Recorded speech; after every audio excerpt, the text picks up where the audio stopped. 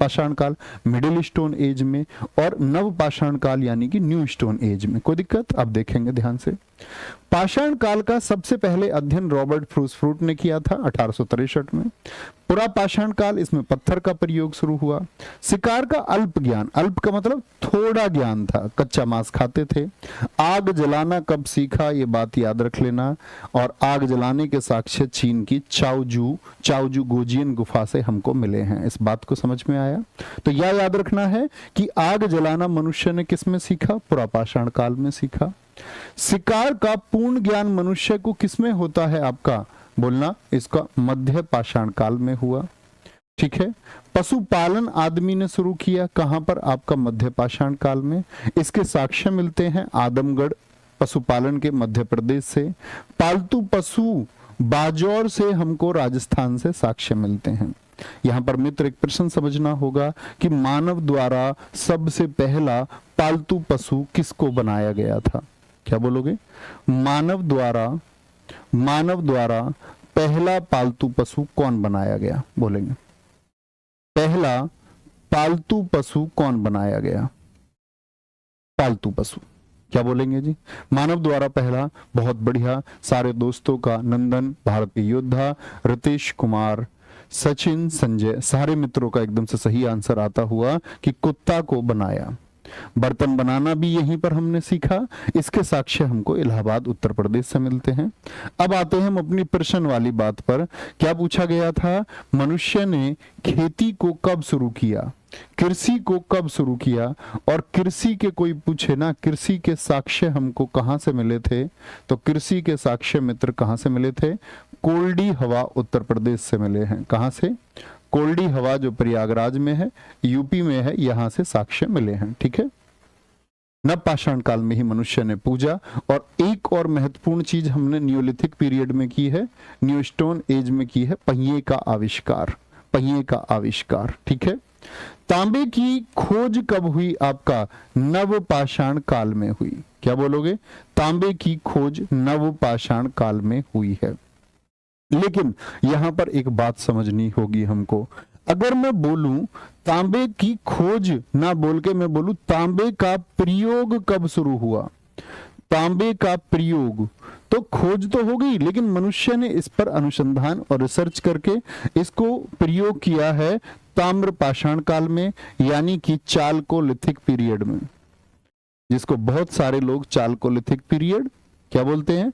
Chalcolithic period या ताम्र पाषाण काल कहते हैं। क्या बोलते हैं मित्र? ताम्र पाषाण काल कहते हैं। ये काल कब का था? ये नव पाषाण काल के बाद का काल है। किसके बाद का? नव पाषाण के बाद का, तुरंत बाद का, नव पाषाण के बाद का काल है। ठीक है। कोई दिक्कत? कभी पूछे आपसे मनुष्य ने सबसे पहले किस धातु का प्रयोग किया? किसका कहेंगे? किस धातु का प्रयोग किया? तो आपका आंसर आएगा मित्र तांबे का प्रयोग किया। और मैं पूछूं सबसे पहली मिश्र धातु कौन सी है, तब क्या आंसर आएगा? पहली मिश्र धातु यानी कि पहला अलॉय कौन सा है जो मानव द्वारा सबसे पहले प्रयोग किया गया? आप कहेंगे भैया जी कांसा है, क्योंकि कांसा बच्चे एक मिश्र धातु है, एक अलॉय है, एक अलॉय है, क्योंकि वो मिश्रण से बनता है। ठीक है। फिर इसके बाद में मनुष्य ने लोहे को जाना वैदिक युग में। तो ये क्रम है। तो सबसे पहले कौन? तांबा, तांबे के बाद में कांसा, और उसके बाद में लोहे को जाना है। ठीक है। कोई दिक्कत, कोई परेशानी इतनी बात में? समझे? आया मजा? अब बोलो, थोड़ी बेसिक जानकारी हुई? हाँ जी हुई। आगे चलते। प्रश्न संख्या 3 है, गर्त आवास के साक्ष्य प्राप्त हुए हैं। कहां से हुए हैं? बोलेंगे जी फटाफट से, एकदम से बताएंगे। भैया जी वीपीओ का बैच, बच्चे बैच वैच की जानकारी आपको मिलती रहेगी। प्लीज क्लास में, क्लास पर फोकस करा करो। रिक्वेस्ट है आप सबसे, बहुत ध्यान से पढ़ोगे। जिन बच्चों को ये एग्जाम देना है या जो हिस्ट्री का रिवीजन कर रहे हैं, बहुत ध्यान से सिर्फ आंसर देंगे। प्लीज, एक विनम्र प्रार्थना है ना, और कोई बात नहीं करनी है। क्या बोलेंगे? गर्त आवास बुर्ज होम से, कोल्डी हवा से, यहां से तो कृषि के मिल गए। क्या बोलोगे? आपका ब्रह्मगिरी से, या फिर संगन कल्लू कह दें, तो आंसर आना चाहिए बुर्ज होम से। बुर्ज होम कहां पर है मित्र? जम्मू और कश्मीर में। कोल्डी हवा यूपी, ब्रह्मगिरी की बात करें कर्नाटक में स्थित है। संगनकल्लू की बात करें कर्नाटक में। और ये बहुत इंपॉर्टेंट, आजकल सिंधु घाटी सभ्यता से बच्चे सारे प्रश्न छोड़ के स्थलों से प्रश्न पूछ लेता है। कहता है संगनकल्लू जो इंडस वैली सिविलाइजेशन का पार्ट है वो किस राज्य में स्थित है? कर्नाटक में स्थित है। ठीक है, ये बात याद रखेंगे।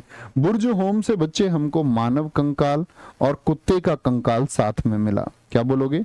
मानव कंकाल के साथ में हमको कुत्ते का कंकाल भी मिला है। कहां से? बुर्ज होम से कुत्ते का कंकाल भी प्राप्त हुआ।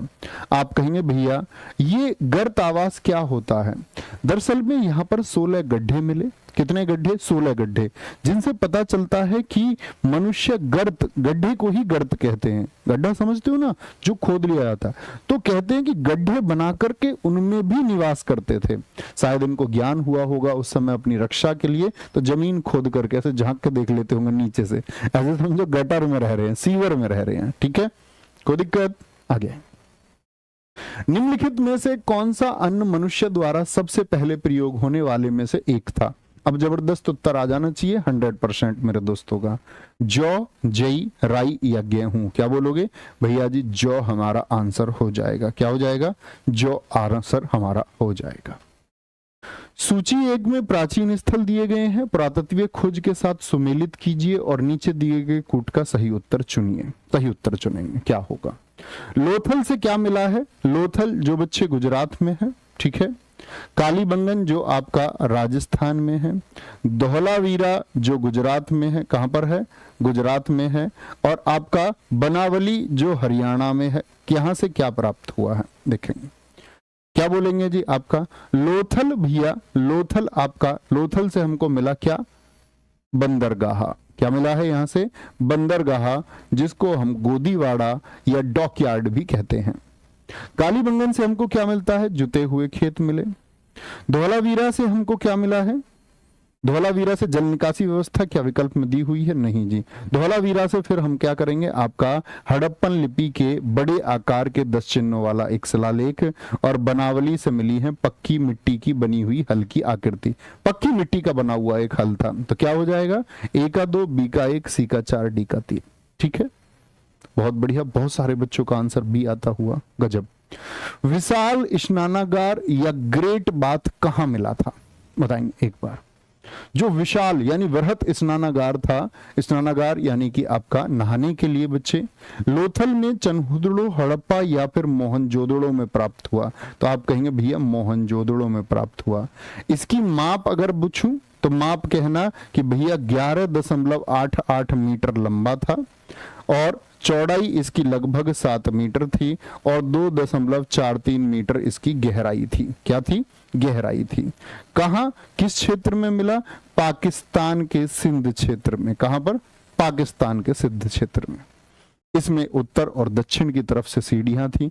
लेकिन बच्चे यहां पर एक प्रश्न बच्चा गलत कर देता है। प्रश्न पूछा जाता है कि ये बताइए कि आपका जो हड़प्पा सभ्यता है उसकी सबसे बड़ी इमारत कौन सी है? तो क्या विशाल स्नानागार कहेंगे या कुछ और कहेंगे?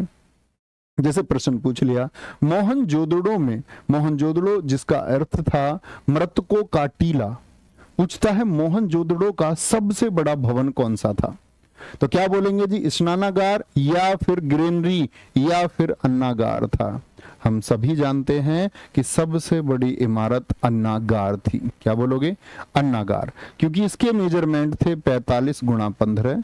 अभी मैंने पिछले मेजरमेंट भी आपको बताए दोस्त। ठीक है, 11 गुणा 7 गुणा 2.43 गुणा करके देखिए, क्षेत्रफल निकालिए, ये क्षेत्रफल ज्यादा आएगा। तो क्या बोलेंगे? ये 45 गुणा 15 मीटर की। ठीक है, अन्न को अपने को सुरक्षित रखते थे। धान्यागार, इसके कुल छोटे हिस्से अगर पूछे कितने हिस्सों में बटा था? कुल खंड इसके 27 थे। क्या बोलोगे? 27 थे। अब मैं आपसे पूछूं बच्चे, इस मोहनजोदड़ो से हमको और क्या क्या मिला है? जैसे हम मोहनजोदड़ो की बात करते हैं तो ये भी पाकिस्तान में। क्या अर्थ होता है मोहनजोदड़ो का? क्या बोलोगे? मोहनजोदड़ो ये भी पाकिस्तान में। इसी को हड़प्पा की राजधानी हम कहते हैं। किस शहर को हड़प्पा की राजधानी कहा जाता है? हड़प्पा की कैपिटल यही है बच्चे। ठीक है, खोज इसकी कब हुई? खोज इसकी 1922 में हुई, 1922 में। किसने की? राखल दास बनर्जी साहब ने की थी, राखल दास बनर्जी, ठीक है, राखल दास बनर्जी। मोहनजोदड़ो से हमको पशुपति की मोहर सबसे ज्यादा पूछी जाती है, पशुपति की मोहर हमको सबसे ज्यादा पूछी जाती है।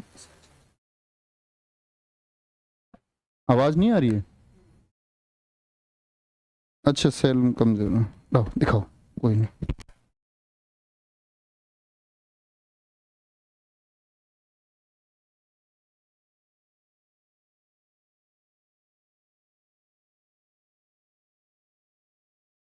ठीक है दोस्त, अभी एक बार बताइए, आवाज अभी ठीक आ रही है?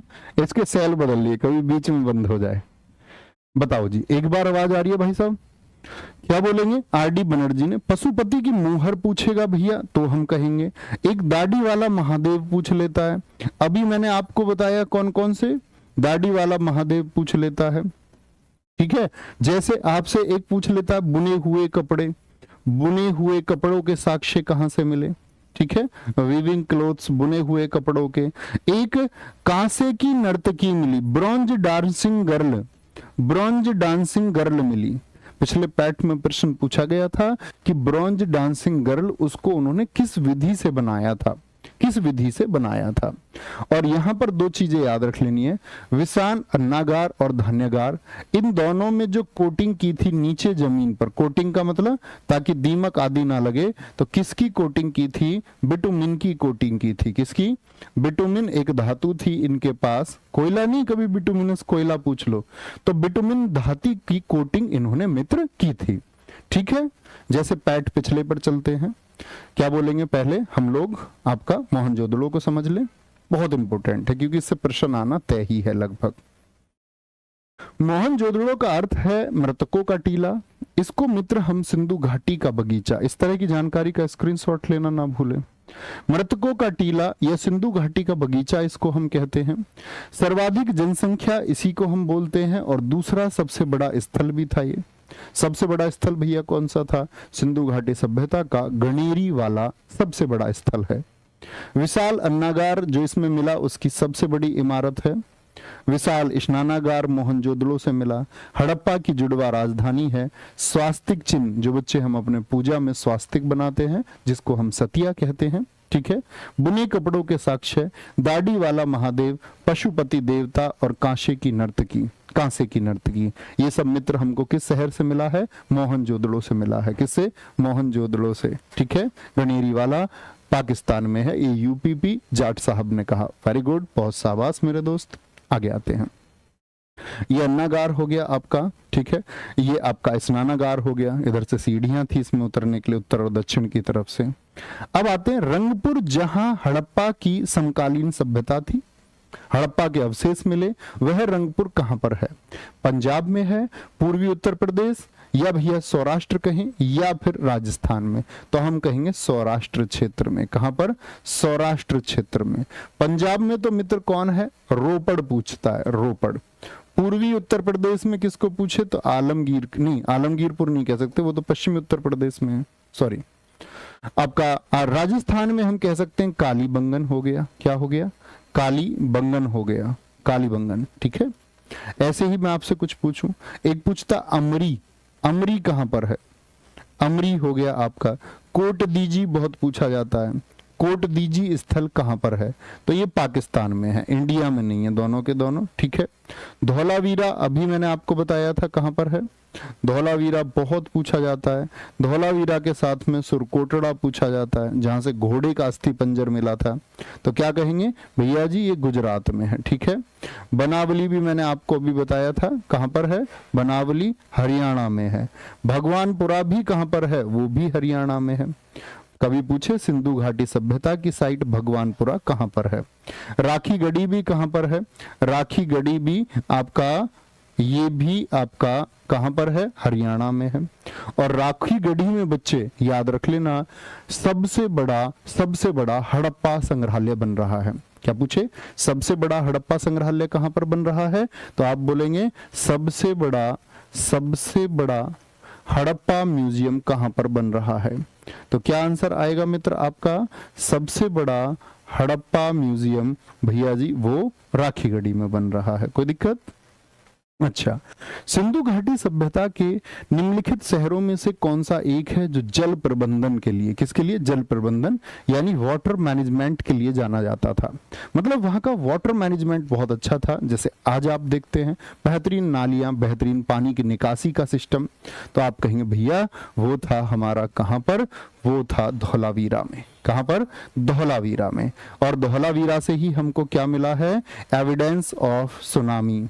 सुनामी के साक्ष्य भी हमको कहां से मिले हैं? ये धौलावीरा से मिले हैं, ये बात याद रखेंगे। धौलावीरा एकमात्र शहर है मित्र, समझे मेरी बात को, जो 3 टीलों में विभाजित था। किसमें? 3 दुर्ग में। क्योंकि बहुत बार प्रश्न पूछा जाता है आपसे कि जो सिंधु घाटी सभ्यता थी वो कितने दुर्ग में विभाजित थी, तो इंडस वैली सिविलाइजेशन यानी सिंधु घाटी सभ्यता 2 टीलों में विभाजित रही है। कितने में? 2 टीलों में। और 2 टीलों में से मित्र क्या बोलेंगे आप? 2 टीले, एक होता था आपका क्या बोलोगे? उत्तरी टीला, एक पूर्वी टीला होता था, ठीक है, एक नॉर्थ माउंट, एक ईस्ट माउंट होता था। लेकिन यहां पर एक मध्य टीला भी होता था धौलावीरा में, ठीक है। तो धौलावीरा कौन से राज्य में है भैया जी? गुजरात में स्थित है, गुजरात में। गुजरात के अन्य स्थल अगर मैं आपसे पूछूं, कुंतासी और रोजदी, क्या बोलोगे? रोजदी साइट कहां पर है और कुंतासी साइट कहां पर है? कुंतासी साइट कहां पर है? तो क्या बोलेंगे हम सब कि भैया रोजदी और कुंतासी स्थल भी गुजरात में स्थित हैं। कभी गलती नहीं करनी। आगे आएंगे। सूची 1 को सूची 2 से सुमेलित कीजिए। और प्रत्येक 10 में से जो नए छात्र सीख रहे हैं उनकी तो मैं बात नहीं करता, लेकिन जो छात्र पहले कभी पढ़ चुके हैं वो एक बार स्कोर भी बताने की कोशिश करें, क्योंकि जो पहली बार पढ़ेगा उसका स्कोर तो इसके बाद आएगा पढ़ने के, पहले नहीं आ सकता, ठीक है। क्या बोलेंगे? सूची 1 को सूची 2 से सुमेलित कीजिए और सूचियों के नीचे दिए गए कूट से सही उत्तर चुनिए। हड़प्पा के बच्चे कुछ स्थल हैं और भाई साहब इधर क्या है? स्ट्रीट दिए हुए हैं। तो पूछता है कि जो ये बालू साइट है, बालू कहां पर है? क्या बोलोगे? बालू कहां पर है? तो क्या बोलेंगे? बालू हरियाणा की भगवानपुरा भी मैंने आपको बताई। मांडा पूछे तो जम्मू कश्मीर की साइट है, ठीक है। आपसे पूछ ले भैया पाडरी कहां की है? गुजरात की है।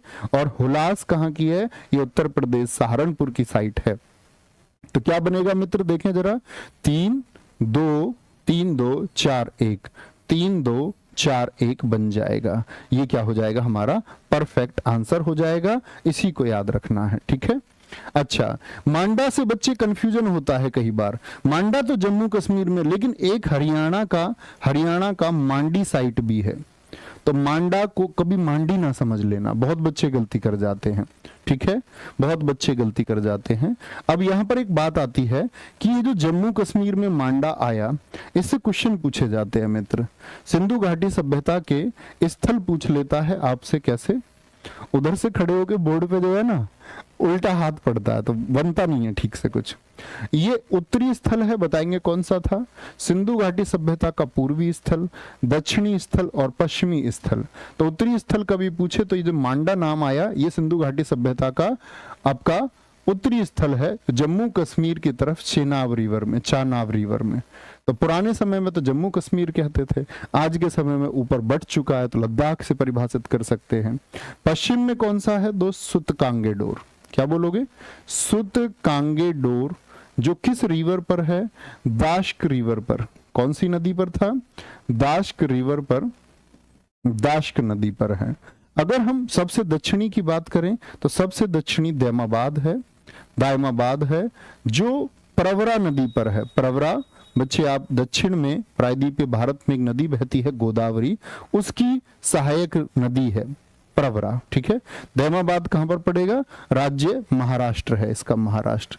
और पूर्वी आलमगीरपुर उत्तर प्रदेश में स्थित है। क्या बोलोगे?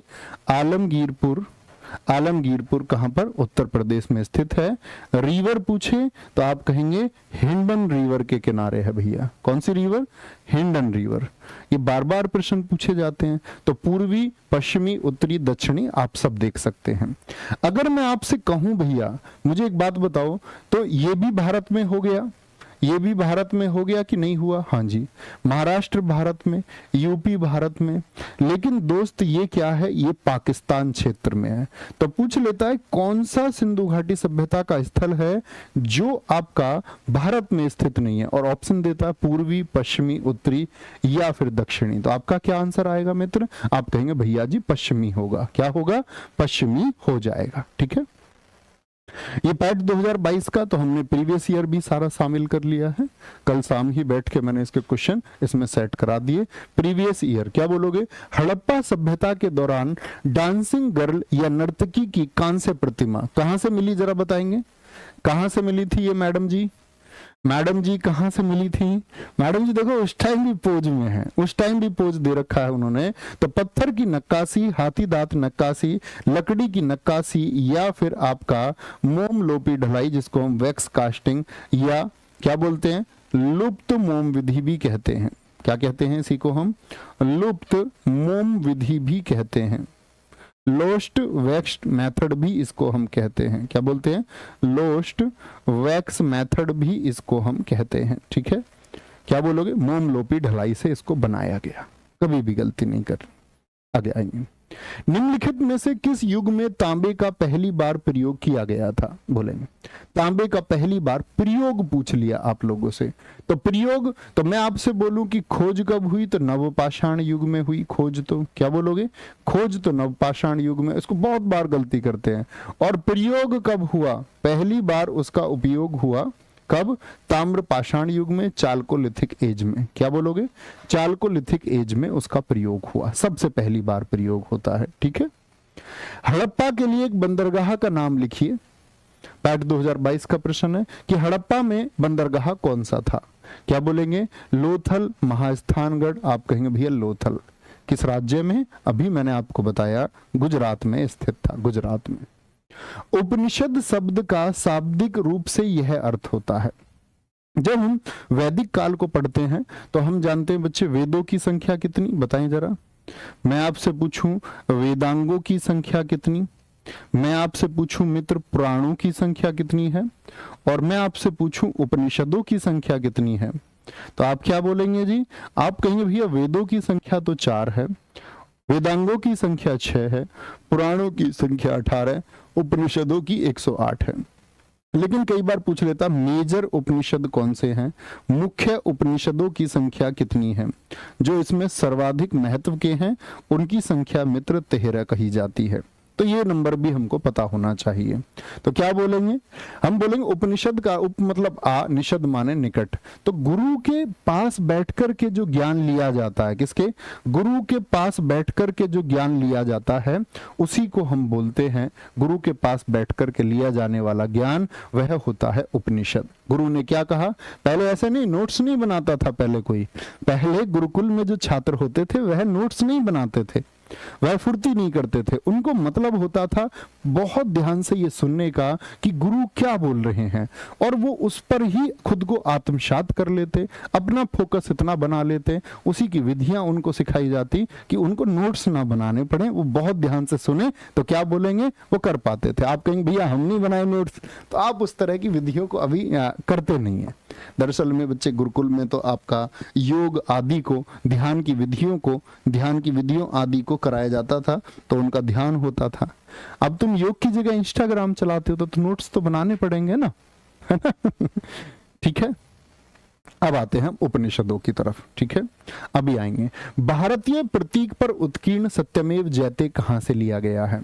सत्यमेव जयते, सदैव सत्य की ही विजय होती है। ठीक है, असत्य कुछ समय के लिए बच्चे जीवन में हो सकता है प्रकाश लेकर के आए, असत्य की वजह से थोड़ी चमक आई, लेकिन असत्य अंत में पराजित हो जाता है। तो ये कहां से? मुंडकोपनिषद से। मुंडकोपनिषद का मतलब क्या है? ये मुंडक उपनिषद है। क्या है? मुंडक उपनिषद है। संधि करते हैं गुड़ संधि, तो दोनों को जोड़ के मुंडकोपनिषद कह सकते हैं। तो कभी पूछे इसके लिए प्रयास किसने किया था, तो प्रयास किया है, क्या बोलोगे? पंडित मदन मोहन मालवीय जी ने। पंडित मदन मोहन मालवीय जी ने क्या किया? इसके लिए प्रयास किया कि ये कहां पर शामिल हो पाए। क्या बोलेंगे? ये सत्यमेव जयते भारतीय प्रतीक पर शामिल हो। अब उपनिषदों को जानिए। देखो, सबसे पहले बच्चे वेद लिखे गए थे, वेदों के बाद में ब्राह्मण ग्रंथ लिखे गए वेदों को समझने के लिए। फिर जंगलों में जो रचनाएं हुई उनको आरण्यक कहा गया, और इसके अंत में उपनिषद लिखे गए। तो उपनिषदों के लिखे जाने का क्रम क्या था, क्या उपनिषद कब लिखे गए? तो आप कहेंगे सबसे पहले वेदों को स्पष्ट करने के लिए आपका ब्राह्मण ग्रंथ, फिर आरण्यक लिखे गए, और आरण्यक के बाद में उपनिषद। उपनिषदों की कुल जो संख्या है मित्र वो कितनी है? 108 है। 108 में से 4 उपनिषद ऐसे हैं जो सिर्फ गद्य में है। गद्य से मतलब क्या है भैया? जैसे कि हम लोग बात करते हैं कि साधारण जो वाक्य हैं वह मिलके गद्य बनाते हैं, ठीक है। सेंटेंस मिलके आपका क्या बनाते हैं बच्चे? एक पैसेज बनाते हैं। तो ये पैसेज में है कठ हो गया, ईश उपनिषद हो गया, श्वेतांबर उपनिषद हो गया, और मैत्रेयणी उपनिषद हो गया। ये प्रोज में है। 2 ऐसे हैं जो गद्य और पद्य दोनों में है, और ऐसी रचनाएं जो गद्य और पद्य दोनों में हो उनको क्या बोलते हैं? चंपू बोलते हैं। कहीं तो राइटर गद्य लिख देता है और कहीं पोइट्री के रूप में, काव्य के रूप में चीजों को लिख देता है। तो ये प्रश्न और केन है, 2 हैं, ठीक है। और सिर्फ गद्य कितने हैं? सिर्फ पद्य कितने हैं? वो 102 हैं। तो वो नंबर तो याद ही नहीं करना, पूछेगा सिर्फ गद्य में, और सबसे ज्यादा पूछा जाता है, इस पर आप मार्क करके रखें, याद रखना कि ऐसे कितने हैं जो गद्य और पद्य दोनों में है। मुख्य उपनिषदों की संख्या 13 है। सबसे बड़ा उपनिषद जो है वो बृहदारण्यक उपनिषद है। आपसे पूछे इन 108 उपनिषदों में से सबसे बड़ा उपनिषद कौन सा है? इसी में बच्चे गार्गी याज्ञवल्क्य का संवाद है, और याज्ञवल्क्य का उनकी पत्नी मैत्रेयी से भी संवाद है, ठीक है। तमसो मां ज्योतिर्मगमय, आप सबने देखा होगा कि तमस बोलते अंधेरे को, और ज्योतिर की बोलता है कि मुझे अंधेरे से ज्योति की तरफ ले चलो। और मनुष्य के जीवन में भी प्यारे बच्चे यही धर्म होना चाहिए कि उसको अंधकार से उजाले की तरफ जाना है, उसको अंधविश्वास में नहीं जीना है, उसको कहां जाकर के एनलाइटन करके स्वयं को सच्चाई के साथ में और सत्य के साथ में जीना है। ओम शब्द कहां से लिया गया है? बृहदारण्यक उपनिषद से लिया गया है। सबसे छोटा उपनिषद मांडूक्य उपनिषद है। कौन सा? मांडूक्य उपनिषद है। और मांडूक्य उपनिषद और मुंडकोपनिषद में कभी भी रिलेट मत कर देना। मांडूक्य अलग नाम है, ये मुंडक है। ये क्या है? वो मांडूक्य है, वो नाम है दोस्त मांडूक्य उपनिषद। तो कभी दोनों ऑप्शन में आ जाए और मांडूक्य पहला ही ऑप्शन हो, और आप सोचे ठीक है मिल गया उत्तर मांडूक्य और चलो भैया आगे जय गंगा जी, तो गलत हो जाएगा। चारों ऑप्शन परीक्षा में हमेशा पढ़ा करो, ठीक है। कठोपनिषद में क्या है? यम और नचिकेता का संवाद है। आप छोटी क्लासेस में हम पढ़ते थे नचिकेता को जो यम के द्वारा मृत्यु और जीवन का ज्ञान दिया गया, कैसे एक बच्चे यम ने अपने पिता से जिद की और पहुंच गया आपका द्वार पर, यमलोक पर पहुंच गया। तो ये सब प्रश्न पूछे जाते हैं। आगे आएंगे। वैदिक काल में प्रचलित लोकप्रिय शासन प्रणाली कैसी थी? जो वेदों का शासन था उस समय पर कौन सी शासन प्रणाली चलती थी? निरंकुश होते थे उस समय के राजा, या फिर लोग अपना राजा चुनते थे? लोग, प्रजातंत्र, डेमोक्रेसी, रिपब्लिक, यानी एक अध्यक्ष चुना जाता था, जैसे आज हमारे देश में हम लोग सदन में लोगों को भेजते हैं और फिर वो अपने बहुमत का नेता प्रधानमंत्री चुनते हैं, जिसको आप पढ़ते होंगे पॉलिटी पढ़ते टाइम कि भाई आर्टिकल 81 अनुसार लोकसभा का बहुमत का नेता प्रधानमंत्री। लेकिन यहां पर वंश परंपरागत राजतंत्र चलता था। वंश परंपरागत, ठीक है, कैसा? वंश परंपरा, यानी पिछले वंश में क्या था? कहीं कहीं, बहुत कहीं कहीं पर प्रमाण मिले हैं, कहीं कहीं ऐसा देखने को मिला है कि चुनाव भी होते थे, लेकिन वो मुख्य बात नहीं है। कहीं कहीं चुनाव भी होते थे, ऐसा देखने में मिला गया है। जैसे इनका जो बच्चे आपका अगर हम बात करें, इनका जो स्ट्रक्चर था, कैसे बनाते थे अपने देश को? सबसे पहले क्या बोलते थे? कुल से मिलकर, कुल बोलते थे फैमिली यानी कि परिवार को, कुल से मिलकर के ग्राम बनता था, विलेज बनता था। गांव, कुछ गांवों को मिला के ये लोग विश्व बोलते थे। विश्व बनता था आपका जन, और जन से बनता था जनपद। क्या बनता था? जन से बनता था जनपद, ठीक है, जन से जनपद बनता था। ये बात याद रखेंगे। तो ये क्या बोलते हैं कि जो वैदिक युग था या जो आर्य समाज था, जो आर्य समाज या वैदिक युग बोले तो आर्यन जो सभ्यता थी वो कितने वर्गों में बटी हुई थी? तो आपका आंसर क्या आएगा? आप कहेंगे भैया जी वो 7 वर्गों में बटी हुई थी। कितने वर्गों में? बोले एक बार, सॉरी 7 बोल रहा हूं, 5 वर्गों में बटी हुई थी। क्या बोलेंगे? 5 वर्गों में बटी हुई थी। कौन कौन? कुल, ग्राम, विस, और विस मिलकर के जन, और जन से जनपद बनता था। ठीक है, जन से जनपद, जन से जिसको हम बोलते हैं जनपद, और यही जनपद यानी जन जो था ये मिलके क्या बनाते थे बच्चे? आपका यही जनपद मिलकर के राष्ट्र का निर्माण कर देते थे। किसका? एक देश का निर्माण करते थे। इन चारों से मिलाकर के राष्ट्र 5वीं इकाई था, 5वीं यूनिट। जन का मतलब जनपद, जो आज हम डिस्ट्रिक्ट कहते हैं, डिस्ट्रिक्ट कहते हैं जिसको हम। ठीक है, जो वैदिक युग था इसमें विवाह के कितने प्रकार बताए गए थे? बताएंगे। विवाह 8 प्रकार के होते थे। ठीक है, आपको सिर्फ यही पढ़ना है। संस्कार कितने होते थे? संस्कार 16 होते थे। जैसे आपके जन्म से लेकर के आपके मृत्यु तक भी बच्चे, आपके नहीं सॉरी, मतलब होता ही है, वो सत्य है वो भी, हालांकि हम सब, तुम सबके साथ होना है। अंत्येष्टि संस्कार अंत में होता है।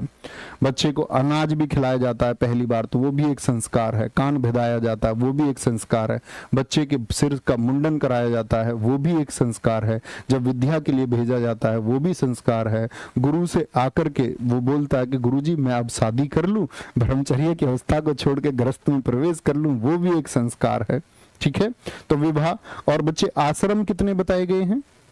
आश्रम, आश्रम भैया जी 4 बताए गए हैं। क्या बोला कि गृहस्थ शुरू होगा पहले, या आपका सबसे पहले ब्रह्मचर्य शुरू होगा। तो ये 100 वर्ष की अवस्था को बांटा गया। ब्रह्मचर्य को कहा गया कि 25 तक ब्रह्मचारी रहिए, 0 से 25 तक। उसके बाद फिर गृहस्थ का जीवन जीजिए, शादी वगैरह ये सब कुछ। तो ये कब से? 25 से 50 तक। और फिर क्या आया? फिर आया कि अब वन चले जाओ, वानप्रस्थ। अब सत्य की खोज में निकलो, 50 से लेकर के 75, और 75 से 100 तक कौन सा है ये आप लोग बताएंगे। आप कहेंगे भैया यहाँ पर सन्यास को धारण करना होता था। किसको? सन्यास को धारण करना, सॉरी गलत शब्द लिखा मैंने। क्या बोलोगे? सन्यास को धारण करना होता था। ठीक है, ये बात याद रखें। कोई दिक्कत, कोई परेशानी? आगे चलते हैं।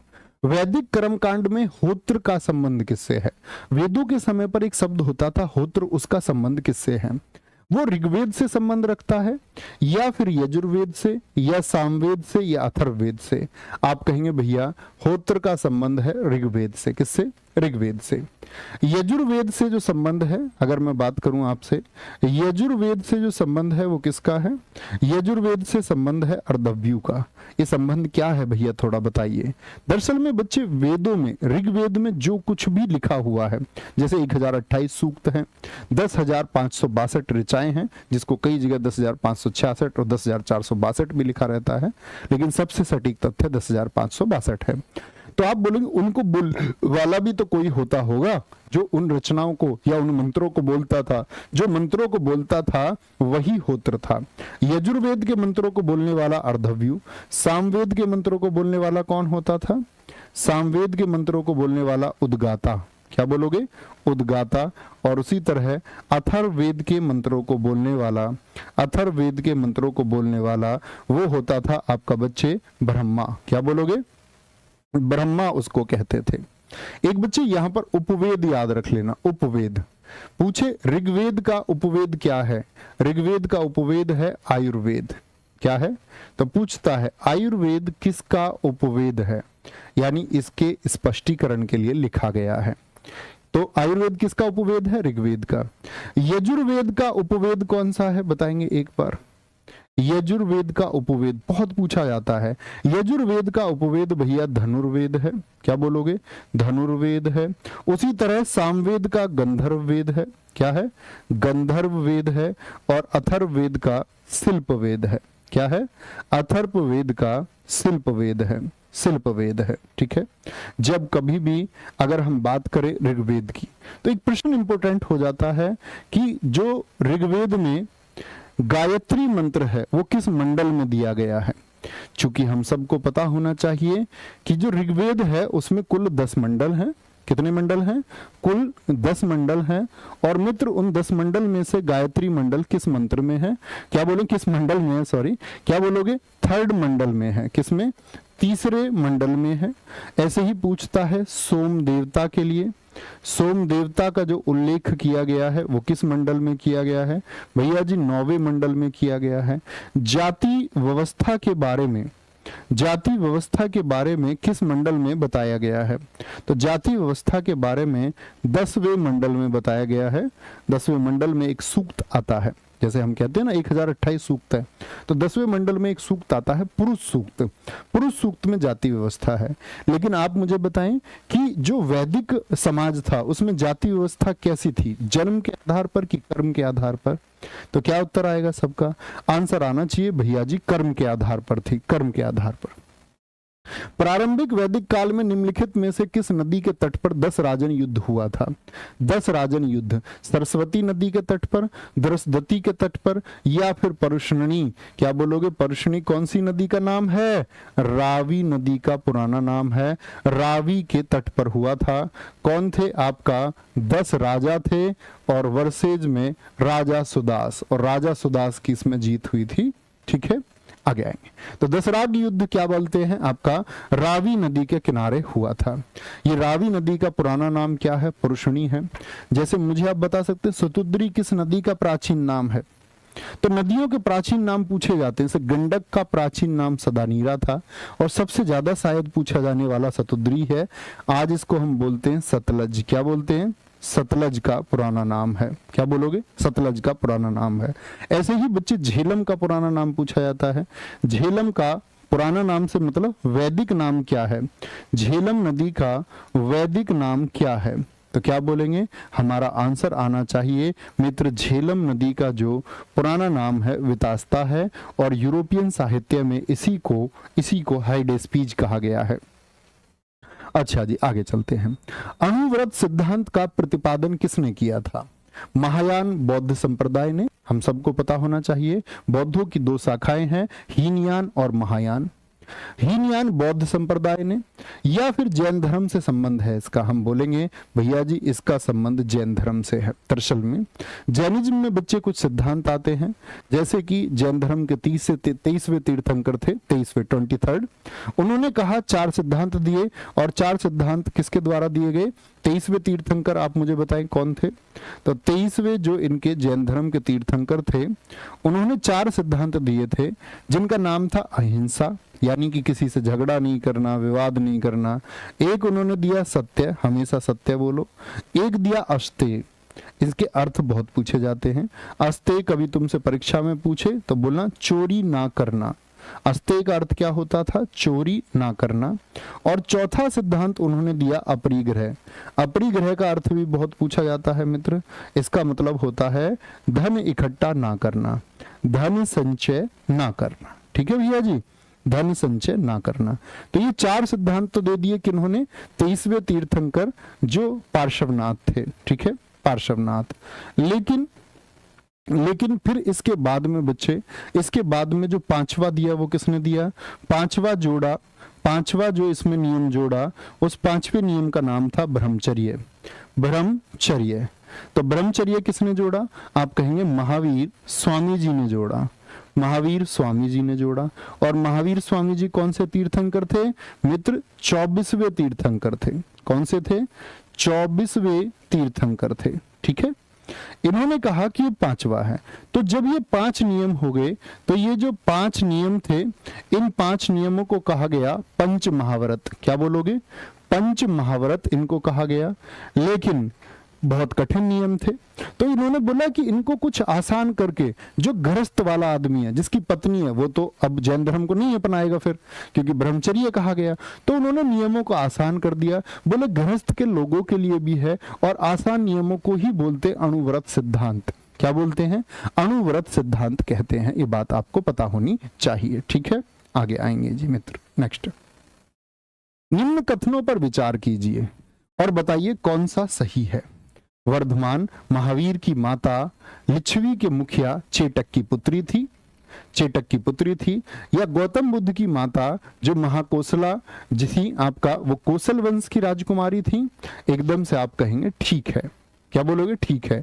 लेकिन वर्धमान जो महावीर स्वामी, वर्धमान महावीर ही महावीर स्वामी हैं, उनकी माता चेटक की पुत्री नहीं, चेटक की बहन थी। क्या बोलोगे? चेटक की पुत्री नहीं थी, चेटक की बहन थी। जैन धर्म के 23वें तीर्थंकर पार्श्वनाथ बनारस से थे। हाँ जी भैया, तो कौन सा ठीक हो जाएगा? 2 और 3 ठीक हो जाएगा। मुझे बताएंगे जैन धर्म के संस्थापक कौन थे? जैन धर्म के फाउंडर कौन है, संस्थापक कौन है? तो उन्हीं को हम पहले तीर्थंकर कहते हैं। तो पहले तीर्थंकर मित्र कौन बोलोगे? तीर्थंकर का मतलब जिन्होंने एक मार्ग दिखाया, जिन्होंने एक मार्ग दिखाया। पहले तीर्थंकर कौन है आपका? क्या बोलेंगे जी? भैया जी ऋषभ देव थे। कौन थे? ऋषभ देव पहले तीर्थंकर हैं। ये बात आपको पता होनी चाहिए, ठीक है।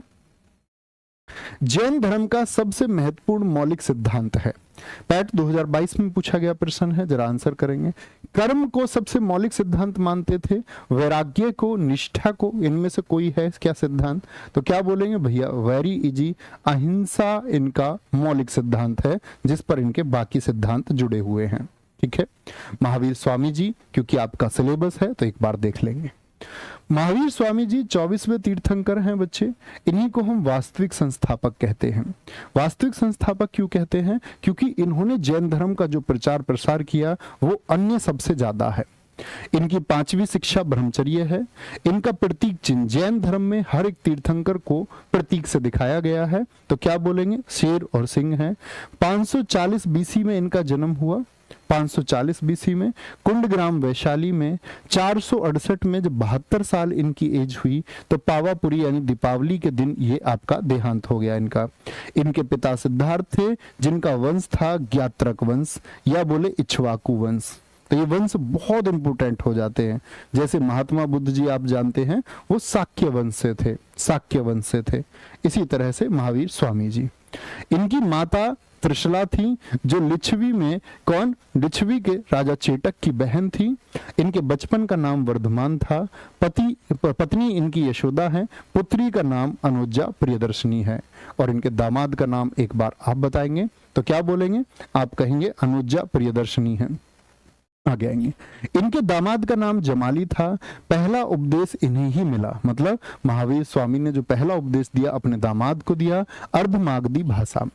हम बाद में कहते हैं, अगर कभी पूछे आपसे जैन धर्म की भाषा क्या है, जैन धर्म की भाषा क्या है, तो जैन धर्म की भाषा अगर पूछ ले तो ज्यादातर वो प्राकृत ही रही, लेकिन पहला जो रहा वो अर्धमागधी भाषा में रहा, ठीक है। जैसे बच्चे बौद्ध धर्म की भाषा में आपसे कहूं क्या है, तो आप कहेंगे बौद्ध धर्म की भाषा भैया जी पाली है। 30 वर्ष की अवस्था में अपने भाई नंदीवर्धन से अनुमति लेकर गृह त्याग किया। पहले 6 वर्ष अपने मित्र मखली गोसाल के साथ रहे, बाद में मखली गोसाल इनको छोड़ गए। उन्होंने अलग से बनाया आजीवक संप्रदाय, उन्होंने एक नई शाखा बनाई आजीवक संप्रदाय, उसके प्रतिपादक रहे। घर छोड़ा तो 12 वर्ष तक तप किया। पहले 1 वर्ष अशोक वृक्ष के नीचे तप किया, स्वर्ण बालुका नदी के किनारे। अंतिम 11 वर्ष और 6 माह, इसको बोलते कुल 12.5 वर्ष उन्होंने तप किया था, लेकिन 12 ही ज्यादातर लिखा मिलता है। तो उनको पूछे ज्ञान कहाँ प्राप्त हुआ? ये साल वृक्ष के नीचे प्राप्त हुआ। जैसे महात्मा बुद्ध जी को पीपल वृक्ष के नीचे प्राप्त हुआ। किस नदी के किनारे? ऋजुपालिका। बिहार में इनको ज्ञान प्राप्त होता है। ज्ञान की प्राप्ति हुई झिझिक जराम्बिक गांव में। ज्ञान प्राप्ति के बाद में महावीर स्वामी केवलिन, क्या बोलोगे? केवलिन, जिन्होंने केवल्य को प्राप्त कर लिया हो, जिन्होंने इच्छाओं पर विजय पाली हो, और निर्ग्रंथ, जो बंधन से मुक्त हो गए हों, ठीक है, कहलाए। क्या कहलाए? तो पूछे कभी केवलिन किसको कहा जाता है? महावीर स्वामी को। जिन अर्थात विजेता किसको कहा जाता है? महावीर स्वामी को। निर्ग्रंथ किसको कहा जाता है? महावीर स्वामी को कहा जाता है। इन्होंने पहला उपदेश राजगृह में दिया अर्धमागधी भाषा में। केवलिन का मतलब आत्मा और शरीर के बीच के अंतर को समझ गए। क्या बोलोगे? खुद की इच्छाओं पर विजय पाली, इसलिए जिन कहलाए। निर्ग्रंथ का मतलब सांसारिक बंधन से मुक्त हो गए। ज्ञान प्राप्ति किस दिन हुई है? वैशाख दशमी। ये दिन बड़े इंपॉर्टेंट रहते हैं। जैसे बच्चे महात्मा बुद्ध से पूछ लेता है, महात्मा बुद्ध से कहता है कि उनको ज्ञान किस दिन प्राप्त हुआ, तो उनको बुद्ध पूर्णिमा के दिन प्राप्त हुआ, ठीक है। उनके तो तीनों घटनाएं बुद्ध पूर्णिमा को हुई जो उनके वश में नहीं थी। जैसे मनुष्य का जन्म उसके वश में नहीं होता, मनुष्य की मृत्यु उसके वश में नहीं होती और ज्ञान प्राप्त होना भी उसके वश में नहीं होता, एनलाइटन हो जाना। तो वो तीनों उनकी किस दिन हुई हैं? बुद्ध पूर्णिमा के दिन हुई हैं। ठीक है, आगे आएंगे, जो वैशाख पूर्णिमा होती है। जैन धर्म में 3 रत्न हैं, सम्यक दर्शन, सम्यक ज्ञान और सम्यक आचरण। क्या बोलोगे? Right conduct. आपका व्यवहार सही होना चाहिए, आपको वस्तुओं के बारे में सही ज्ञान रखना है, ऐसा नहीं अधूरा ज्ञान रखना है। सम्यक दर्शन, किसी चीज के देखने के बहुत सारे तरीके होते हैं, आपका जो तरीका है वो सम्यक यानी कि सही होना चाहिए।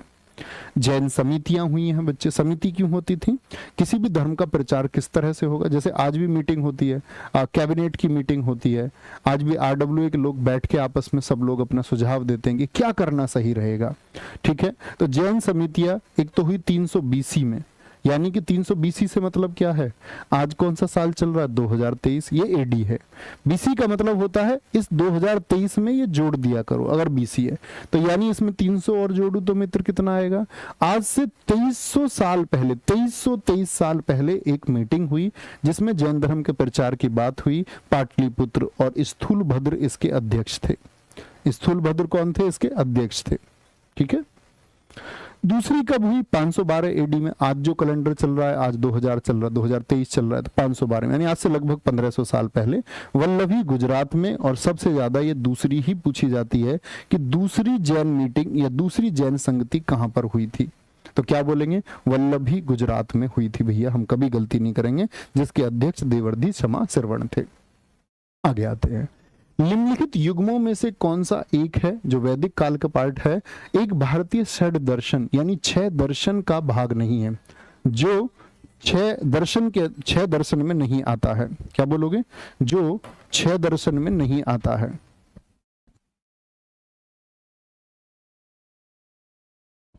चलो जी, जो 6 दर्शन का भाग नहीं है। मीमांसा होता है, क्या बोलेंगे? हाँ, मीमांसा दर्शन है, वेदांत दर्शन है, न्याय दर्शन है हमारे यहाँ पर, हाँ जी, वैशेषिक दर्शन है, लेकिन लोकायत और कापालिक दर्शन नहीं है। सांख्य दर्शन है कपिल मुनि का, पतंजलि का योग दर्शन है, बिल्कुल है जी। ठीक है, गौतम का न्याय दर्शन है भैया, बोलेंगे हाँ जी है। उलूक कणाद का वैशेषिक दर्शन है, मीमांसा किसका? जैमिनी का, और वेदांत किसका है? आपका वादरायण का दर्शन है, वादरायण का। तो ये दर्शन हमको पता होने चाहिए।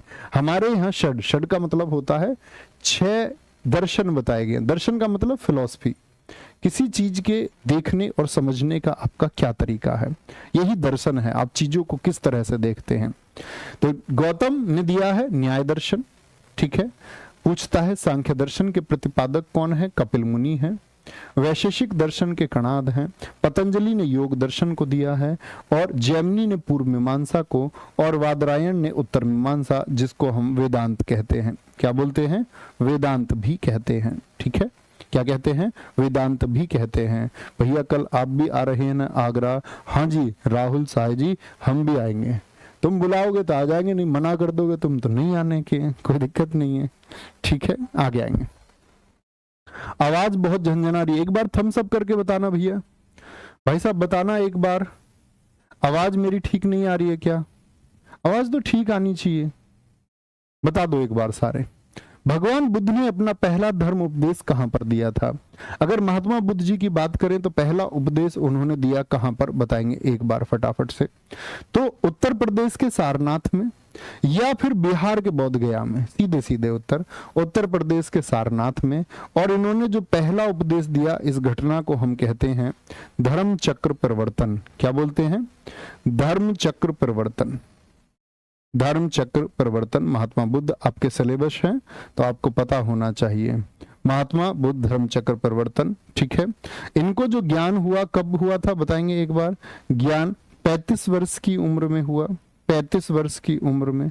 इनकी तपस्या कितने की रही? जैसे महावीर स्वामी की 12.5 वर्ष की तपस्या रही, इनकी तपस्या रही है 6 वर्ष की।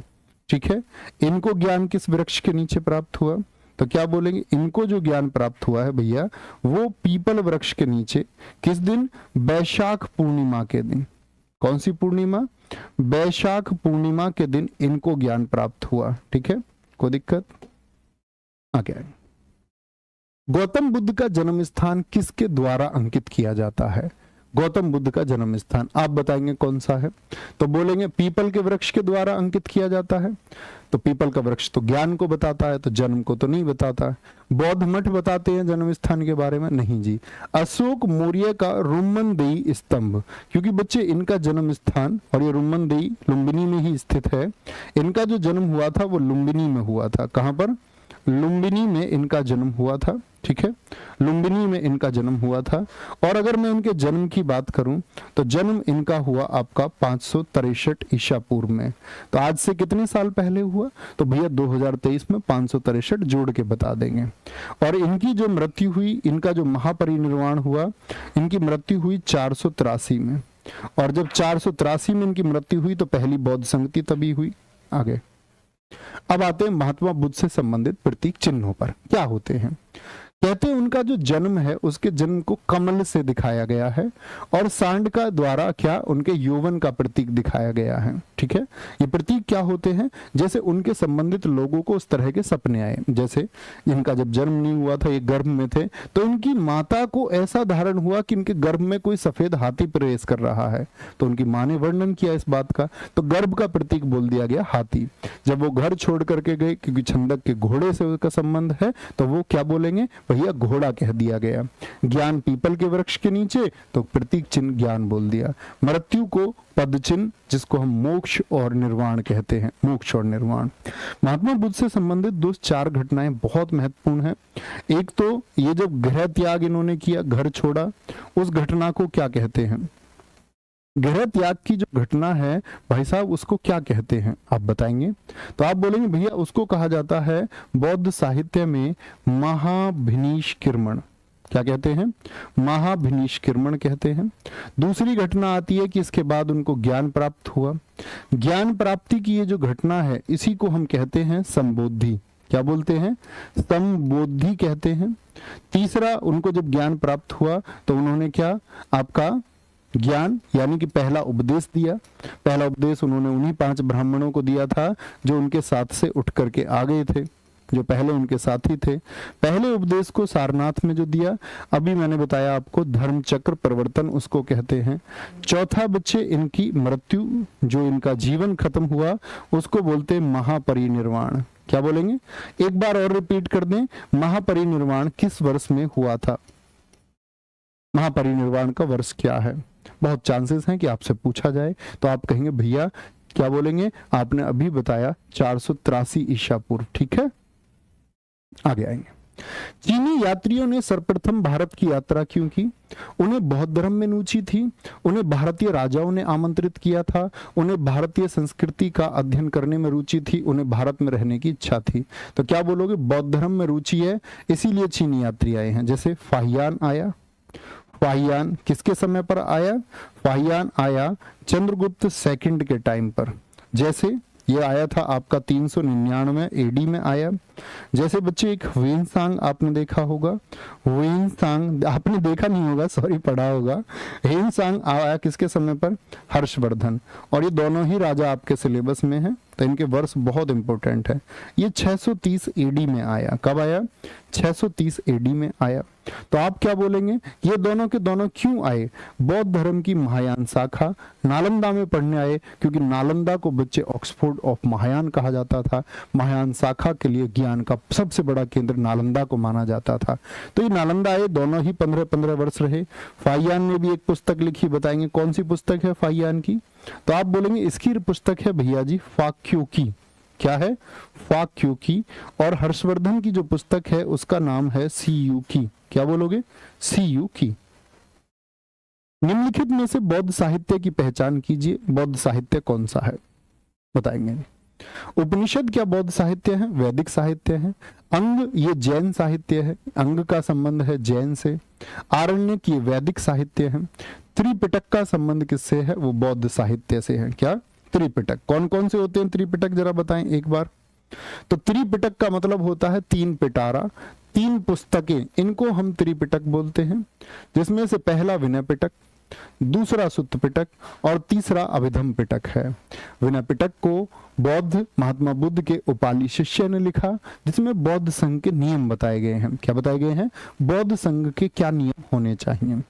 सुत्त पिटक, इनको इनके शिष्य, प्रिय शिष्य थे इनके, आनंद, इन्होंने लिखा। इन्होंने महात्मा बुद्ध ने जहां कहीं जाकर के उपदेश दिए, जो उन्होंने कहा वह लिखा इन्होंने। इसीलिए बोलते हैं बौद्ध धर्म का साइक्लोपीडिया या एनसाइक्लोपीडिया किसको कहते हैं? विकिपीडिया ऑफ बौद्ध धर्म भी सुत्त पिटक को कहा जाता है। अभिधम्म पिटक बच्चे किसने लिखा है? मोगली शिष्य ने लिखा है। इसमें भी बौद्ध संघ का क्या आपका दिनचर्या के बारे में बताया गया है कि किस तरह का आचरण और दिनचर्या होनी चाहिए। बौद्ध धर्म निम्नलिखित में से किन मतों पर विश्वास करता है? दुनिया दुखों से भरी है। हाँ, महात्मा आपका बुद्ध ने 4 आर्य सत्य दिए। क्या दिए? 4 आर्य सत्य दिए। उन्होंने कहा दुख है, दुनिया दुखों से भरी है। क्या बोला था? दुख है। लेकिन उन्होंने कहा दुख का कारण होता है, एक दुख का कारण है, ठीक है, ये भी बताया, ये भी कहा गया। उन्होंने कहा दुख का निवारण भी है, दुख का निवारण भी है, यानी कि सॉल्यूशन भी है, इसकी बात की। वो उन्होंने बताया इच्छाओं पर काबू कर लिया जाए तो निर्वाण मिलेगा। लेकिन दुख के निवारण के लिए चौथा मार्ग उन्होंने जो बताया था वह बताया था अष्टांगिक मार्ग। कौन सा? 8 सिद्धांत उन्होंने बताए, उसी को हम अष्टांगिक मार्ग कहते हैं। अष्टांगिक मार्ग कहते हैं कि इसका अगर पालन किया जाए तो दुखों से छुटकारा मिल सकता है। ईश्वर और आत्मा के अस्तित्व को स्वीकार करना चाहिए? नहीं। ईश्वर की सत्ता में विश्वास नहीं रखते थे, आत्मा को नहीं मानते थे। तो क्या बोलेंगे? 1, 2 और 3 ठीक होंगे। बस कौन ठीक होंगे? 1, 2 और 3 ठीक होंगे। महात्मा बुद्ध ने किस स्थान पर निर्वाण प्राप्त किया? यानी कि निर्वाण मतलब मोक्ष, ज्ञान प्राप्त किया। कौन सी जगह थी? कुशीनगर थी, श्रावस्ती थी, लुम्बिनी या फिर सारनाथ थी? तो क्या बोलोगे? कुशीनगर में उनको निर्वाण प्राप्त हुआ है। क्या बोलेंगे? निर्वाण था, महापरिनिर्वाण की बात कर रहे हैं, महापरिनिर्वाण की बात कर रहे हैं, परिनिर्वाण की बात कर रहे हैं, ठीक है, महापरिनिर्वाण की। मोक्ष और ज्ञान पूछ ले, यदि ज्ञान पूछ ले आपसे, ज्ञान कहाँ प्राप्त किया? तो हम कहेंगे भैया जी बोध गया में प्राप्त किया। कहाँ पर? बोध गया में ज्ञान प्राप्त किया। उपदेश सारनाथ में, जन्म लुम्बिनी में, बहुत दिन तक श्रावस्ती में रहे, वर्षावास बहुत गुजारे इन्होंने, वर्षा के दौरान वहां पर रुकते थे। बुद्ध कौशाम्बी किस राज्य के काल में आए थे? किस राज्य के या किस राजा के काल में आए थे? सतानिक नाम का कोई राजा संबंध रखता है क्या महात्मा बुद्ध से? बोधि नाम का कोई राजा संबंध रखता है क्या? नीचक्षु जाना, आप बोलेंगे भैया मगध साम्राज्य के ही किसी शासक के दौरान आए होंगे, तो उदयन के समय पर आए थे, उदयन के समय, और यहीं पर बना था घोषिताराम। क्या बोलोगे? घोषिताराम। यही इन्होंने बच्चे बौद्ध भिक्षुओं को दान में दिया रहने के लिए। दरअसल में मगध साम्राज्य में सभी धर्मों के जो लोग थे उनका बड़ा स्वागत होता था। यहाँ पर तो बहुत सारी बच्चे बहस होती थी, बहुत सारी सभाएं होती थी। तो घोषिताराम में तब जाकर के महात्मा बुद्ध ने अन्य जो पहले से स्थापित विद्वान लोग थे उनसे एक परिचर्चा की, जिसके बाद में बुद्ध बहुत बच्चे प्रकाश में आए। आगे आएंगे। निम्नलिखित में से किस नगर में प्रथम बौद्ध सभा आयोजित की गई थी? ये पैट 2022 का प्रश्न है। कितनी बौद्ध संगतियां हुई? मैं कहता हूं हुई तो 6 हैं, लेकिन मुख्य 4 हैं। हुई तो 6 हैं, जिनमें से अगर 5 भी कहें मुख्य तो चलेगा। तो पहली पूछ रहा है, पहली कहां पर हुई? तो मैं आपसे कहता हूं RVP के, पहली राजगृह में, दूसरी वैशाली में, तीसरी पाटलिपुत्र में और चौथी कुंडलवन में हुई थी। तो क्या बोलेंगे जी? पहली पूछा ना उसने, तो क्या बोलोगे? राजगीर, यानी कि राजगृह में हुई। राजगृह में हुई पहली। कहां पर हुई है? राजगृह में। दूसरी बच्चे कहां पर हुई? वैशाली में मेरे भाई हुई थी। तीसरी मित्र हम कहेंगे पाटलिपुत्र में। और इस बार आप पेपर देने जाओगे तो एक बौद्ध संगति से, इस स्लाइड से एक प्रश्न आपके लिए श्योर है, वो हमेशा ही पूछा जाता रहेगा, कुंडलवन में, ठीक है। पहली कब हुई? 483 BC में, जब महात्मा बुद्ध जी एक्सपायर हुए। दूसरी 383 BC में हुई, ठीक है। तीसरी हुई आपका 255 BC में। क्या बोलोगे? और ये हुई पहली शताब्दी, फर्स्ट AD में हुई, ठीक है। पहली के समय कौन थे? अजातशत्रु शासक थे, अजातशत्रु, इनके कार्यकाल में। दूसरी बच्चे कालाशोक। क्या बोलोगे? कालाशोक के समय पर। तीसरी आपका अशोक के समय पर। और चौथी कनिष्क के समय पर। किसके समय पर? कनिष्क के समय पर आयोजित हुई थी। कोई दिक्कत, कोई परेशानी? आगे आए। बौद्ध संगतियां यहां पर देख सकते हैं, इनकी हमने बात की है। तो अध्यक्ष भी याद रखिए, ये स्क्रीनशॉट ले लेंगे, परीक्षा के लिए बहुत इंपॉर्टेंट है। पहली के अध्यक्ष कौन थे? महाकश्यप, दूसरी के साबक मीर, तीसरी के मोगली और चौथे के वसुमित्र, और उपाध्यक्ष भी बनाए गए थे अश्वघोष। पांचवी कहां पर हुई है? म्यांमार में हुई है। म्यांमार में, भारत में नहीं हुई, मांडले में। एक म्यांमार के राजा थे, राजा मिंडन, उन्होंने कहा कि एक बौद्ध संगति हम अपने यहाँ आयोजित कराएंगे। ठीक है, वेरी गुड, बहुत शानदार, गजब। आगे आएंगे। नेक्स्ट, निम्नलिखित में से कौन सी बात है जो बौद्ध धर्म तथा जैन धर्म में समान नहीं है? दोनों में एक जैसी नहीं है, बिल्कुल। अहिंसा की बात की गई है दोनों में, क्या ये समान बात है? बोलेंगे एक बार, क्या ये दोनों में समान बात है? वेदों के प्रति उदासीनता, ये क्या समान नहीं है? जो समान नहीं है, क्या बोलोगे? आत्मदमन की बात समान नहीं है, या रीति रिवाजों की जो बात है उसको अस्वीकृति है? बाकी सब तो समान है। क्या समान नहीं है? सेल्फ रिप्रेशन, आत्मदमन समान नहीं है। क्या बोलोगे? जैसे अगर हम बात करते हैं जैन धर्म में, जैन धर्म में शरीर को बहुत कष्ट देके मोक्ष का मार्ग बताया गया है कि बहुत अत्यंत कष्ट के बाद में ही वह मार्ग मिल पाएगा। लेकिन जब बौद्ध धर्म की बात आती है बच्चे, तो बौद्ध धर्म में बताया गया है मध्यम मार्ग, जो स्वयं महात्मा बुद्ध जी ने भी अपनाया, जिसका ज्ञान उनको बाद में हुआ। पहले तो वह भी कष्ट के मार्ग पर चल रहे थे, बहुत भूखे रहे। अंत में बच्चे कहते हैं कि उन्होंने जब खीर धारण की तो उन्होंने कहते हैं कि उनको एक मुक्ति सी मिली। उन्होंने कहा कि मध्यम मार्ग सही है, भूखे प्यासे रह करके नहीं। तो ये तो कहते जैन धर्म वाले कि बहुत संघर्ष करना होगा। बौद्ध मान्यताओं की बात करते हैं, बौद्ध आत्मा को नहीं मानते, कर्मकांड को नहीं मानते, वर्ण व्यवस्था को नहीं मानते। लेकिन यहां पर याद रख लेना, पहले से जो जाति व्यवस्था थी उसको इन्होंने वैलिडेट किया है। पहले से मौजूद जाति व्यवस्था को इन्होंने वैलिडेट किया, मौजूद व्यवस्था को इनकार नहीं किया, मौजूद व्यवस्था को इनकार नहीं किया। ठीक है, इनकार नहीं किया। आगे आएंगे। पुनर्जन्म को मानते हैं? हाँ जी, पुनर्जन्म। कहेंगे आत्मा को नहीं मानते, पुनर्जन्म को। तो उन्होंने कहा कि एक एनर्जी ट्रांसफर होता है, नया शरीर नहीं होता। ठीक है। मध्यम मार्ग क्या बोलेंगे जी? क्या बोलेंगे? मध्यम मार्ग क्या बोलेंगे? मध्यम मार्ग इन्होंने अपनाया, आत्मदमन का मार्ग इन्होंने नहीं अपनाया है। आगे आएंगे। नेक्स्ट, निम्नलिखित कथनों पर विचार करें और बताएं चैत्य और विहार में क्या अंतर होता है। चैत्य, विहार पूजा स्थल होते हैं, जबकि चैत्य भिक्षुओं का निवास स्थल है। चैत्य पूजा स्थल होता है, जबकि विहार रहने के लिए होता है। तो याद रख लेना, चैत्य जहां पर पूजा होती है और विहार कभी मिले आपका, तो विहार का मतलब है वो निवास स्थान है, निवास स्थान है। ठीक है, दोनों में अंतर है, बिल्कुल है। विहार और चैत्य नहीं जी। क्या बोलोगे? चैत्य पूजा स्थल और विहार क्या होता है बच्चे? आवास होता है, निवास स्थान होता है। आगे आएंगे। गौतम बुद्ध को ज्ञान किस नदी के तट पर प्राप्त हुआ था? क्या बोलेंगे जी? गंगा नदी के, पुनपुन नदी के, गंडक या फिर निरंजना नदी के तट पर? क्या बोलेंगे जी? निरंजना नदी के तट पर हुआ। और इस निरंजना नदी का बच्चे कभी कभी जो नाम मिलता है ना, वो फगु भी मिलता है। क्या मिल जाता है? फगु नदी के किनारे भी इनको ज्ञान प्राप्त हुआ। वृक्ष कौन सा था, अब एक बार आप बताएं? तो आप कहेंगे पीपल। ये पिछला पैट 2021 में गौतम बुद्ध ने सारनाथ में अपना पहला उपदेश रिक्त स्थान में दिया था। भूमि स्पर्श मुद्रा, धम्म चक्र परिवर्तन मुद्रा। तो क्या बोलोगे? धम्म चक्र परिवर्तन उसको कहा जाता है जो उन्होंने पहला उपदेश दिया था। ये तो बच्चे मूर्ति कला की उनकी बात है। अभय मुद्रा, ध्यान मुद्रा, जिसमें मूर्ति मिलती है, जिनको हम गांधार शैली कहते हैं। ठीक है, जिनको हम मथुरा शैली कहते हैं। ये तो मूर्ति निर्माण की कलाएं हैं, जिसमें जैसे महात्मा बुद्ध जी आपने देखे होंगे जो बैठे हुए हैं, वो किस में? योग मुद्रा में बैठे हुए हैं, योग मुद्रा में बैठे हुए हैं। ठीक है, आगे आएंगे। जैन धर्म के संस्थापक कौन है? आंसर करेंगे।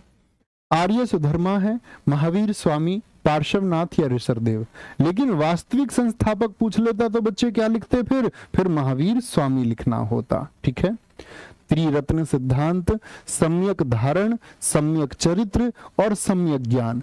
यानी कि आपकी धारणा, ये सम्यक धारण का मतलब सम्यक धारणा होता है, यानी कि आप चीजों के बारे में सही धारणा रखें। मिथ्या धारणाएं नहीं। आपका चरित्र सही जैन से और बौद्ध धर्म संग दे दे तो हम कहेंगे बौद्ध धर्म से उनका संबंध है। स्यायवाद का सिद्धांत किसका है?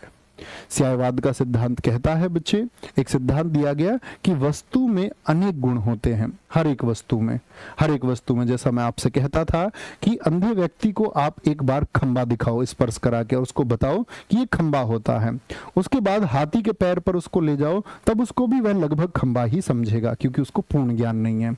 तो एक वस्तु के अनेक गुण होते हैं। किसी मोटी सी चीज को दिखा दो और फिर पेट स्पर्श करवाओ हाथी का, तो उसको कुछ और ही समझ सकता है, उसको नहीं पता चलेगा हाथी क्या होता है। तो वस्तु के अनेक गुण होते हैं और जैन सिद्धांत कहता है कि जो अनेक गुण होते हैं इनको केवल और केवल केवलिन समझ सकता है। जिसने केवल्य प्राप्त कर लिया है इसको सिर्फ वह समझ सकता है, और उनके अनुसार इसको सिर्फ 24 तीर्थंकर समझ सकते हैं। ये सिद्धांत कहलाता है आपका जैन धर्म का स्यायवाद का सिद्धांत। क्या बोलेंगे? स्यायवाद का सिद्धांत। अच्छा जी, जैन संप्रदाय में प्रथम विभाजन के समय श्वेतांबर संप्रदाय के संस्थापक कौन थे? जैन धर्म में मित्र दो संप्रदाय चलते हैं, श्वेतांबर और दिगंबर।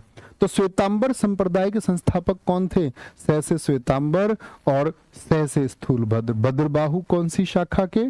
क्या बोलोगे? दिगंबर के, दिगंबर शाखा के। देवर्धि क्षमा श्रवण याद है?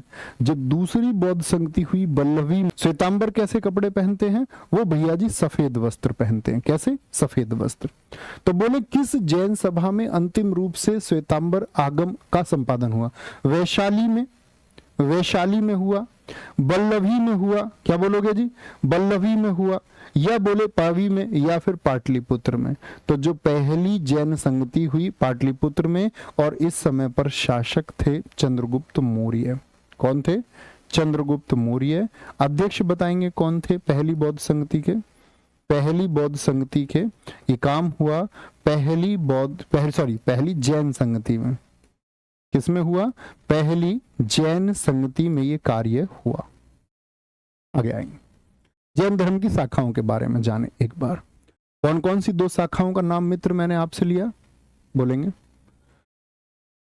भी फटाफट से। सर क्लास बीच में रुक गई थी, बताएंगे एक बार। क्लास रुक गई थी क्या बीच में? भाई साहब एक बार थम्स अप करके बताएंगे, क्लास नहीं चल रही है क्या आपकी?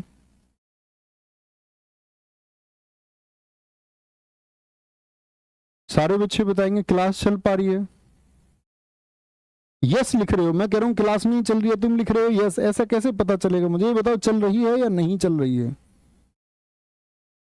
आप अपने फोन में चला के देखो। चल रही है, रुक रही है। बहुत सारे बच्चे। भानु इसको देखो क्लास को ठीक से। आगे देंगे। तो जैन धर्म की दो शाखाएं होती हैं, श्वेतांबर और दिगंबर। दिगंबर शाखा के जो बच्चे प्रमुख हैं वो स्थूलभद्र है, और जो दिगंबर शाखा है उसके भद्रबाहु हैं। ये सफेद वस्त्र धारण करते हैं, ये नग्न रहते हैं। ये श्वेतांबर उत्तर भारत में ही रहे, और दिगंबर वो हैं जो दक्षिण भारत चले गए। क्यों चले गए जी? दरअसल में बच्चे चंद्रगुप्त मौर्य जब शासक थे तो उनके समय पर उत्तर भारत में भयंकर अकाल पड़ा। क्या पड़ा? भयंकर अकाल उनके समय पर पड़ा। तो बहुत सारे जो जैन मत के लोग थे वो दक्षिण चले गए। तो जो अकाल की स्थिति में दक्षिण चले गए उनको भी दिगंबर, या जो वस्त्र धारण नहीं करते उनको भी दिगंबर कहते हैं। लेकिन जो उत्तर भारत में ही बने रहे उस अकाल की स्थिति में, उनको हम बोलते हैं श्वेतांबर। ठीक है? तो कुछ लोग तो दिगंबर तो इधर चले गए। बाद में एक व्यक्ति है सुहस्तिन, वो दक्षिण भारत में गए श्वेतांबर शाखा का प्रचार करने। उनको लगा कि श्वेतांबर शाखा का प्रचार अब दक्षिण में नहीं हो पाएगा क्योंकि उधर तो दिगंबर है, तो वो अपनी शाखा का प्रचार करने गए। ठीक है? आगे आएंगे। बच्चा जो तुम लोग पूछते रहते हो ना ये क्लास इसके लिए या उसके लिए, मेरे मित्र जीएस की क्लास हर एक एग्जाम के लिए होती है। कोई तुम हर क्लास में तुम ये पूछने लग जाते हो जी बिहार पुलिस के लिए ले लें जी, युगांडा पुलिस के लिए ले लें कि ना ले लें। अभी तुमको सिलेबस पढ़ना चाहिए कि वो तुम्हारा सिलेबस में है कि नहीं है। ये तो एक अच्छे स्टूडेंट का धर्म बनता है कि वो जिस एग्जाम की तैयारी करने जा रहा है उसका सिलेबस उसको पता हो। ये भी सब तुम पूछोगे तो कैसे बात बनेगी? आजीवक संप्रदाय के संस्थापक थे कौन थे? बताएंगे एक बार। आजीवक संप्रदाय के तो कौन थे? मैंने कहा था महावीर स्वामी जी के मित्र थे, उनके साथ रहे शुरू में और फिर छोड़ के चले गए। मखली गोसाल, क्या बोलेंगे मित्र? मखली गोशाल थे, ठीक है, मखली गोसाल। नैनार कौन थे?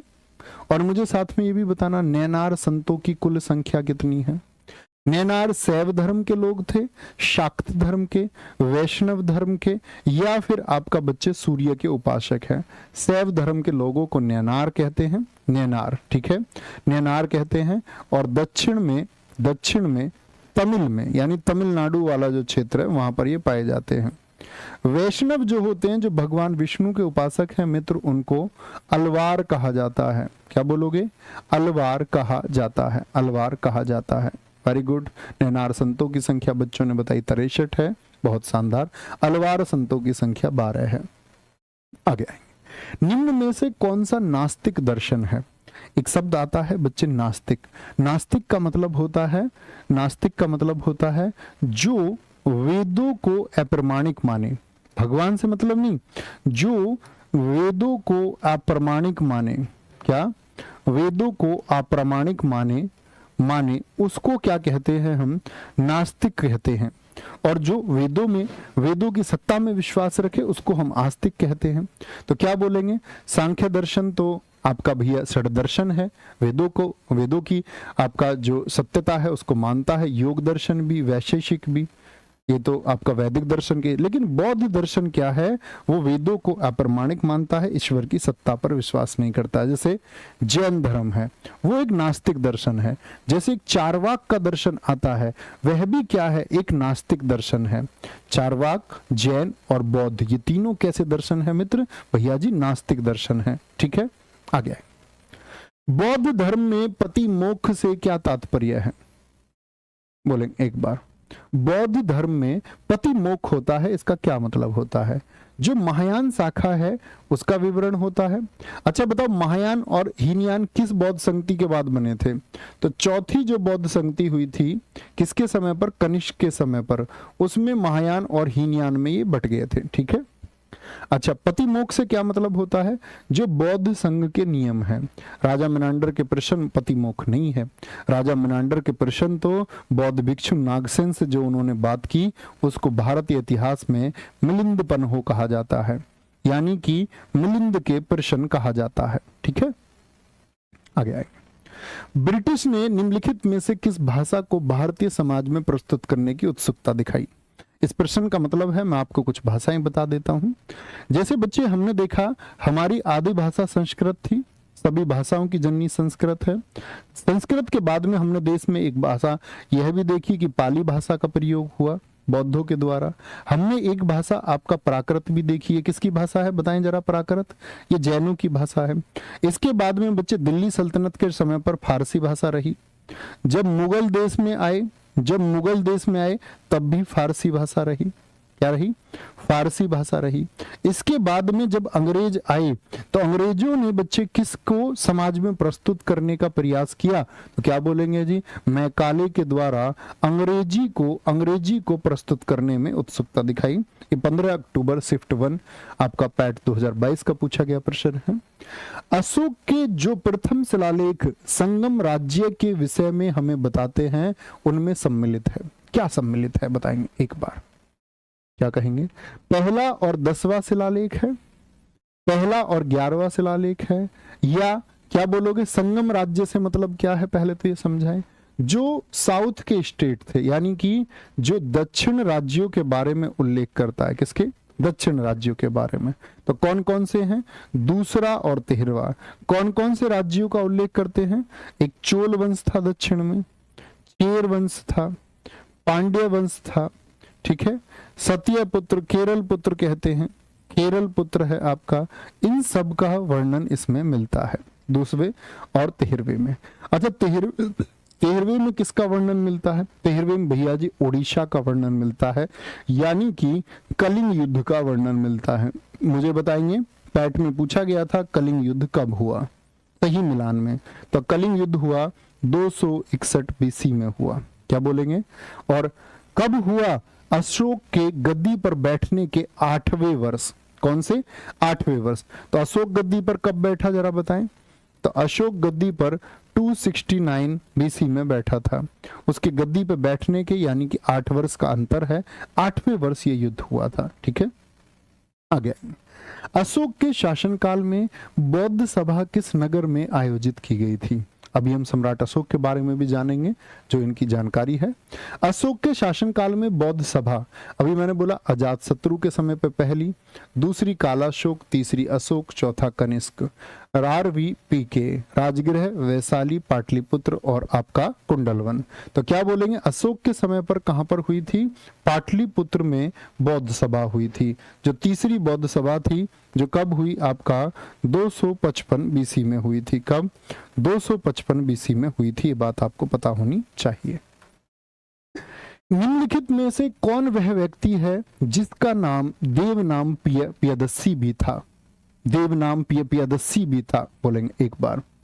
मौर्य सम्राट चंद्रगुप्त को कहते हैं, कोई ऑप्शन ही नहीं बनता, आपका सिलेबस ही नहीं है। मौर्य सम्राट अशोक को कहते हैं। अब महात्मा बुद्ध जी का क्या नाम है? लाइट ऑफ एशिया, इनको साक्य मुनि भी कहते हैं।